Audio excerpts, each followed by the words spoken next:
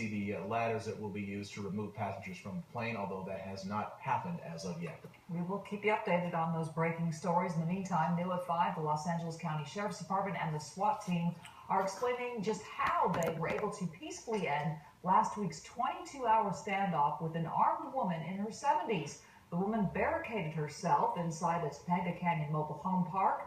Eyewitness News reporter Giovanna Lara is live at the Sheriff's Station in Monterey Park now with the details. Giovanna. Hello there.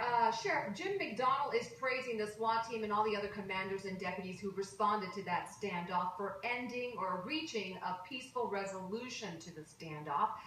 They say that even in the face of a suspect who was armed and firing her weapon, they used a restraint. And that suspect is a 74-year-old woman who we now know, according to her family, was in the midst of a manic episode.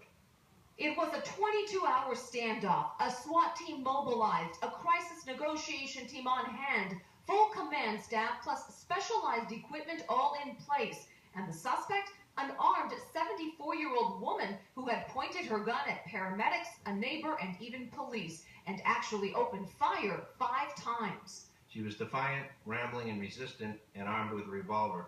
L.A. County Sheriff's deputies tried repeatedly to flush her out of a neighbor's backyard and later out from under the home where she was hiding, but nothing seemed to work. They deployed tear gas, light and sound diversion, water from a fire engine, foam projectiles, pepper spray, and a taser.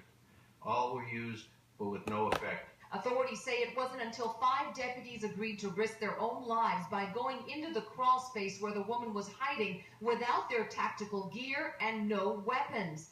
The move a success that's now being applauded by the woman's family. We're so proud of the whole team of law enforcement for their restraint and compassion.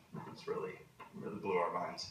The woman's family, who asked we not reveal their names, says the 74-year-old had a mental breakdown, a manic episode they could have never predicted. When you are faced with things that you don't understand, the best way is to act with love, compassion, humility, restraint, which in this case, the Department of Police displayed. And we are here because we want to encourage everyone to do the same. It's the right way to treat each other.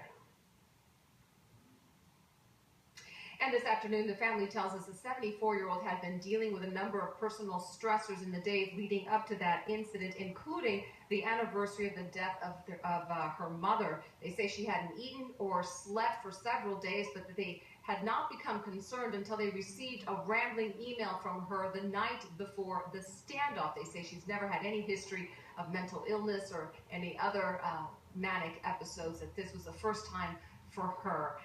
They're again praising the Sheriff's Department and everyone involved in that standoff. As for the 74-year-old, she's in custody at a hospital being treated for hypothermia and other injuries she sustained during that standoff.